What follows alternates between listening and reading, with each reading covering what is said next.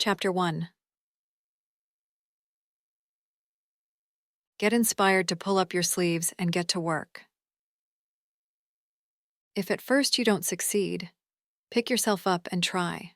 Try again. Well, at least that's how the saying goes. We are constantly being told that we should persevere and soldier on, even if at first it seems too hard.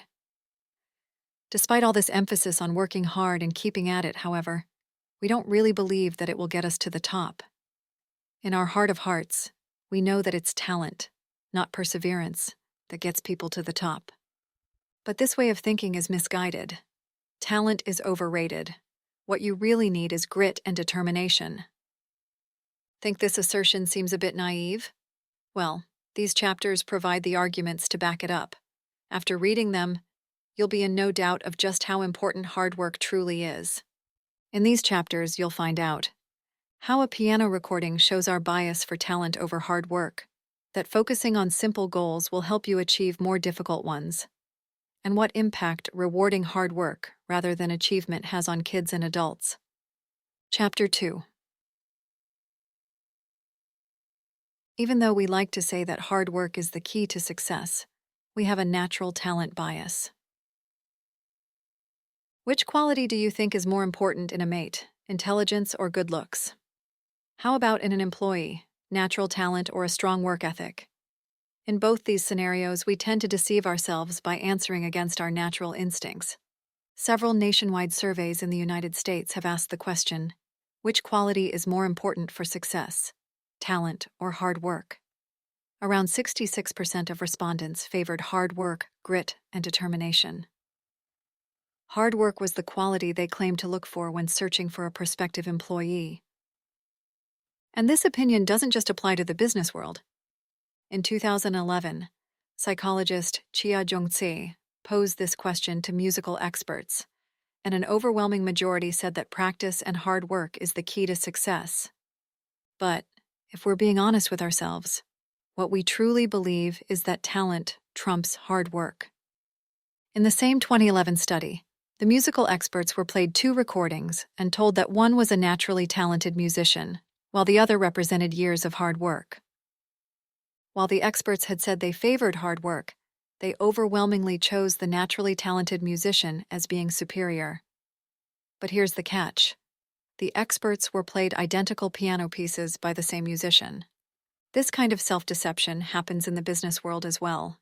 Tse's study also looked at the experiences of entrepreneurs and found that the hard-working ones required several years more experience and at least $40,000 more in startup capital in order to compete against the naturally gifted. More often than not, if a candidate is presented as having a natural talent for connecting with people, they'll be considered more valuable than someone who has worked hard to build up a network of colleagues. Chapter 3. Effort is twice as valuable as talent, something people with an initial lack of talent often discover. When Bill Clinton climbed the political ladder all the way to the U.S. presidency, he made it look effortless. For Hillary Clinton, on the other hand, it has never looked easy. But this could actually end up working in her favor. Effort not only leads to skill, it also leads to results, which makes effort twice as important as talent. You can look at it like an equation. To determine your level of skill, you take your talent in a given field and multiply it by the amount of effort you put in. So, talent times effort equals skill. But when it comes to getting results, you have to put that skill back into the equation. And once again, the results are going to depend on the amount of effort you put in. So this time, skill times effort equals achievement. You can also look at it in terms of athletics. Even if you're naturally talented, you still have to put in the effort to practice and develop your skill. If you want to win Olympic gold, for instance, it's almost completely pure effort that's going to get you there. The remarkable power of effort is often discovered by people who fight to overcome a lack of talent. A good example of this is the award-winning writer, John Irving. Far from being a natural talent, Irving struggled in school, getting held back a year, earning a C- in English, and receiving below-average language scores on his SATs. But there was a reason for this. It turned out Irving was dyslexic and needed far more time than others to pick up his reading and writing skills. Irving didn't give up, however. Instead, he put twice the amount of effort into his studies as everyone else, a habit he maintained throughout his life. Irving ends up writing and rewriting up to 10 drafts of his novels, but he knows that his grit and hard work will pay off. The results speak for themselves. His novel, The World, according to GARP, won the National Book Award in 1978. Chapter 4. By creating and sticking to low-level goals, you can realize long-term goals and keep your dreams alive. Conventional wisdom says that we should do what we love. But more importantly, you need to stay committed to doing what you love. Giving yourself small daily chores is a good way to keep up your levels of effort. Low-level goals like these can serve as a path to meeting your goals. Many people will set high-level goals, like becoming a doctor, lawyer, or a professional athlete. Having a life goal like this is inspirational, but it can also lead you into forgetting to set all the small goals you need to accomplish in order to make it happen. For example, in order to become a doctor, there are a series of low-level goals that should first be set, like studying and passing your pre-med exams. Once this happens, there are more small goals, like getting to your classes on time and making sure you get good grades. Without incorporating these small goals into your everyday life, the big goal will remain frustratingly out of reach. However, having a larger dream and vision in place is important for providing meaning and inspiration in your day-to-day life. After all, sticking to a disciplined regime is a whole lot easier when you have a clear picture of what you're working toward, and it also helps when these passions are straightforward. Take Tom Seaver, for example. All he ever wanted to do was pitch baseball. By the time he retired at the age of 42, Seaver had pitched 3,640 strikeouts over a 20-year career as a Major League Baseball player. During this career, Seaver orchestrated everything in his life to make sure he kept his goal of pitching alive and well. This meant staying in the shade if he was traveling through a sunny climate, since a sunburn on his pitching arm could really interfere with this goal. This is what being loyal to your goal looks like. Seaver's success was the result of a simple aim. Chapter 5. It is important to choose work that interests you, but don't let unrealistic expectations get in the way. Do you ever have trouble getting motivated during your workday? If so, you're not alone. A 2014 Gallup poll revealed that 2/3 of U.S. workers don't feel motivated by their job, with most people finding their job boring. In fact, only 13% of workers said they feel engaged with their work. These statistics highlight a simple fact. No matter how much grit you have, if you want to stay motivated, it's important to do something that interests you.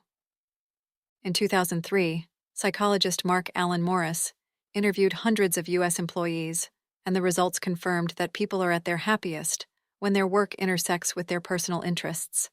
This means that creative-minded people are likely never to fully engage with an administrative desk job.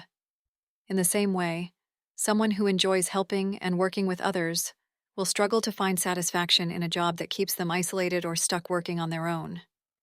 With this in mind, it's also important to have realistic expectations about the jobs that are available to you.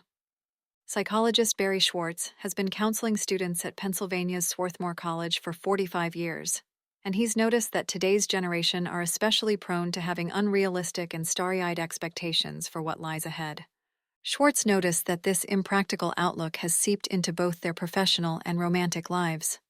When it comes to jobs and love, he's found that today's young adults are under the impression that there's one unique and perfect match out there waiting for them, and anything else is simply a waste of time. Today's generation should know that, in reality, there are many jobs and partners out there that could be the basis for a successful relationship or career. And once you have found that career or partner, don't forget the importance of sticking with it in order to successfully reach your personal and professional goals. Chapter 6. Be smart about how you practice and avoid getting stuck on autopilot. If you've spent a lot of time studying for exams, it's likely you know how easy it is to spend an entire day copying down useless information and then ending up with a disappointing score. The fact is that practicing hard can be a waste of time if you don't practice intelligently. People who practice always have more success at mastering a new skill than people who put in no effort at all. That said, cognitive psychologist Anders Ericsson has discovered that the key to this success is intelligent practice. Consider athletics. Successful runners don't practice with vague goals in mind. They are precise and keep a close eye on every detail of their runs, including keeping track of how their body is responding and the distance they're covering. Their goals are also precise. They attempt to run 100 meters further than last time, to reach a specific speed by the end of the month, or to ease the tension in their shoulders during practice. The benefits of deliberate practice are threefold. It'll get you off autopilot, help you avoid repetition, and bring great results. Doctors also benefit from highly specified training. With this knowledge in mind, Ericsson developed a program to help train doctors to deal with specific critical situations, like cardiac arrests. The program gives doctors feedback after they suggest certain methods of treatment, providing hints if they end up on the wrong path. During a training session with the program, one physician remained on autopilot. He wasn't learning from the feedback, and he repeatedly made the same mistake. Though diligently practicing and putting in the work, he was simply repeating himself without making any progress. It wasn't until the doctor was pulled aside and told to take a moment, to think and intelligently reflect about what he was doing, that he got it right and began seeing good results. It can be easy to simply put your head down, get to work, and end up on autopilot with the assumption that you'll inevitably end up reaping the rewards of your practice time. But that won't happen until you stop and reflect on precisely what it is you need to improve and start practicing smart. Chapter 7. Finding purpose in your work is a great motivator, but finding your true calling can take time. There's no getting around the fact that sometimes we have to do things we don't like, and chances are we've all procrastinated and postponed doing a task that seemed like a hassle. The best way to avoid procrastination is to get motivated by finding the purpose in your work. Motivation can be easy to find if you're doing something you love, but realizing how your work contributes to the well-being of others can be just as motivating. Research from 2015 highlights that those who see their work as a calling to help others are often the most content. And you don't necessarily have to be helping people. Another study surveyed zookeepers and found that many are happy with their comparatively low salary despite their good educations.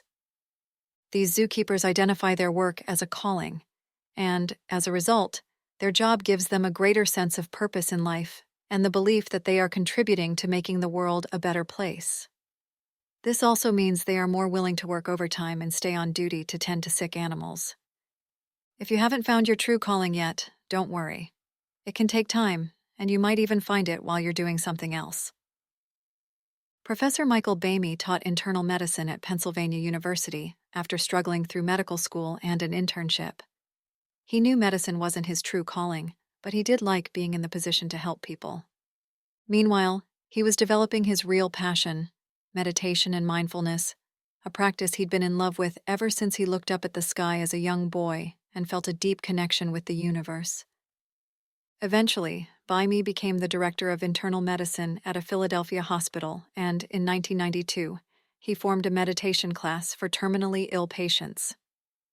By sticking with his medical practice, he was able to make a place for his true calling. Now, his meditation program is his main occupation. Chapter 8.